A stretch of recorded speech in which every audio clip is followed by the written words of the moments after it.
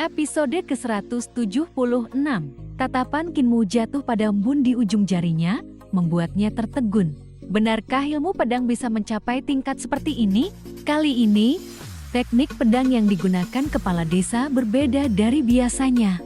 Sword Trading Mountain Sandy Reverse yang dulu ia ajarkan bukan hanya memperlihatkan langkah-langkah sempurna dalam eksekusi, tetapi juga membimbing Kinmu memahami seluruh proses penciptaan ilmu pedang itu sendiri. Namun, ada sesuatu yang baru dalam teknik kali ini, seolah-olah bukan sekadar pedang, melainkan proses menciptakan langit dan bumi, melahirkan segala sesuatu. Dao Sword dari sekte Dao menggunakan metode analisis untuk membedah hukum alam. Lalu 14 Writings of Dao Sword membentuk kembali dunia dengan pemahaman tersebut hingga menghasilkan kekuatan luar biasa. Akan tetapi, ilmu pedang kepala desa tampak berjalan ke arah yang berlawanan.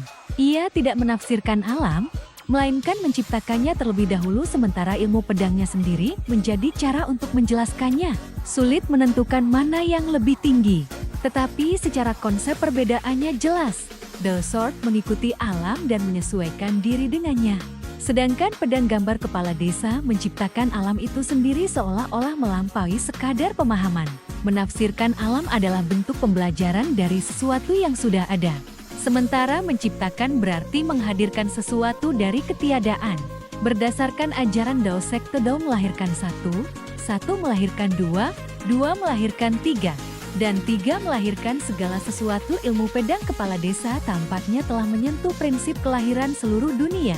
Sebaliknya, Dao Sword hanya menelusuri kemungkinan-kemungkinan yang sudah ada. Kinmu terus menatap embun itu.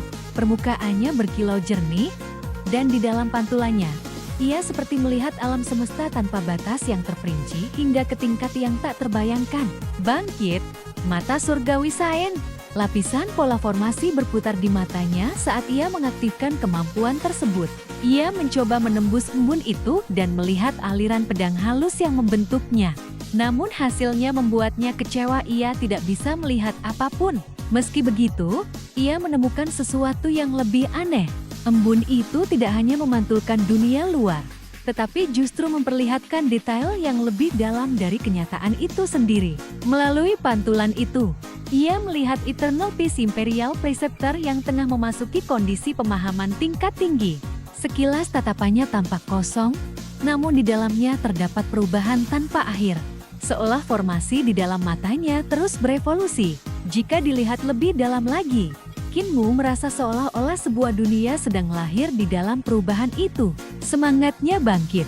Ia mempertahankan mata surgawi Saen dan terus mengamati. Kini ia bisa melihat lebih jelas transformasi di mata Eternal Peace Imperial Preceptor, benar-benar seperti kelahiran sebuah dunia baru, penuh keajaiban penciptaan. Ia bahkan merasa seolah ikut berada di dalam dunia itu, menyaksikan langsung bagaimana pemahaman sang Imperial Preceptor terbentuk dari dalam. Di saat itu, ia menyadari betapa menakjubkannya bakat orang tersebut. Tidak heran jika tokoh seperti Patriark Iblis Surgawi, Dao Tua, dan Rulai pernah mengaguminya dan mewariskan ilmu terbaik mereka. Kinmu sadar bahwa dari segi bakat dan pemahaman, ia masih berada di bawah Eternal Peace Imperial Preceptor. Saat pertama kali melihat teknik pedang kepala desa, sang Imperial Preceptor bahkan mampu memahami inti jalan pedang hanya dengan analogi. Menghadapi bakat seperti itu, Kinmu harus mengakui bahwa dirinya masih kalah. Namun kini, dengan bantuan pantulan embun itu, ia justru masuk ke dalam kondisi pemahaman sang Imperial Preceptor. Dan dari sana ia belajar serta memperkuat dirinya sendiri. Luar biasa, gumamnya. Kepala desa yang melihatnya menghela napas pelan kepada Cripple. Meski bakat dan pemahaman Kinmu tidak sebanding dengan jenius yang muncul sekali dalam 500 tahun, ketekunan dan kecepatan belajarnya tidak kalah sedikit pun. Cripple tersenyum bangga. Itu karena aku yang mengajarnya, dan aku juga, tambah kepala desa. Cripple lalu bertanya, menurutmu, Imperial Preceptor bisa menjadi kasar manusia? Kepala desa terdiam sesaat. Dia tidak kalah dariku, bahkan mungkin akan melampauiku di masa depan. Cripple menatapnya curiga. Kenapa kamu tidak langsung menyelesaikan kalimatmu? Kepala desa tersenyum pahit. Aku memang kuat dalam ilmu pedang, Tetapi lihatlah orang yang memutuskan tangan dan kakiku itu juga pedang. Suasana menjadi berat. Kepala desa melanjutkan, aku berada di alam jembatan surgawi. Jika seseorang tidak mampu melangkah lebih jauh, maka ia akan berhenti di titik yang sama seperti aku. Bahkan bakat setinggi apapun akan terhenti jika tidak bisa menembus batas itu. Cripple menatap Kinmu dan Eternal Peace Imperial Preceptor dengan serius.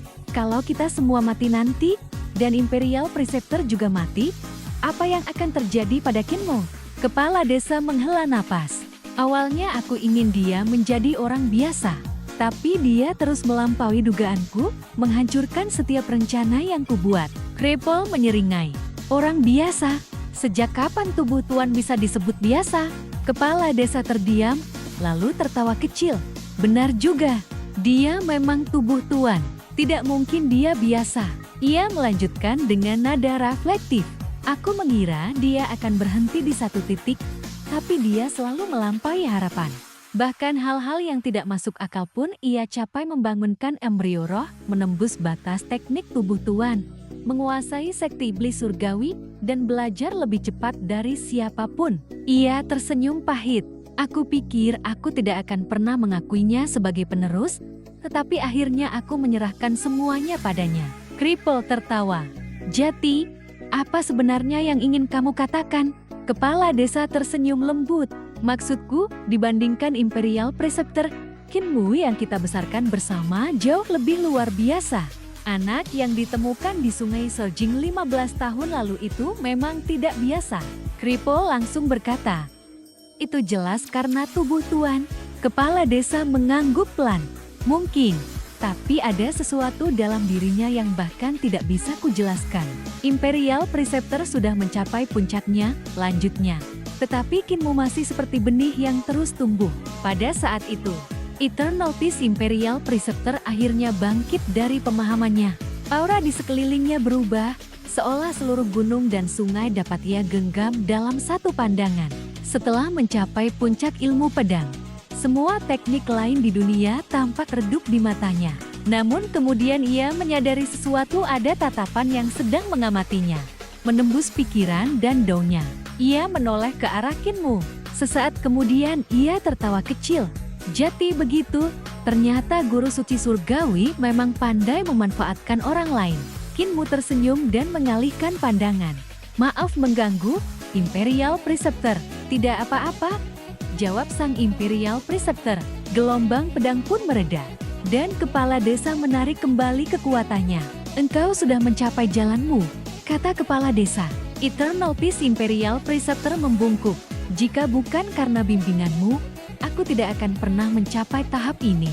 Kepala desa lalu menunjukkan luka di tubuhnya. Lihatlah baik-baik, ini adalah bekas pedang yang memutus tangan dan kakiku. Jangan hapus itu, mungkin suatu hari kau akan bertemu dengan orang yang lebih kuat dariku. Imperial Preceptor mendekat dan mengamati luka itu dengan saksama.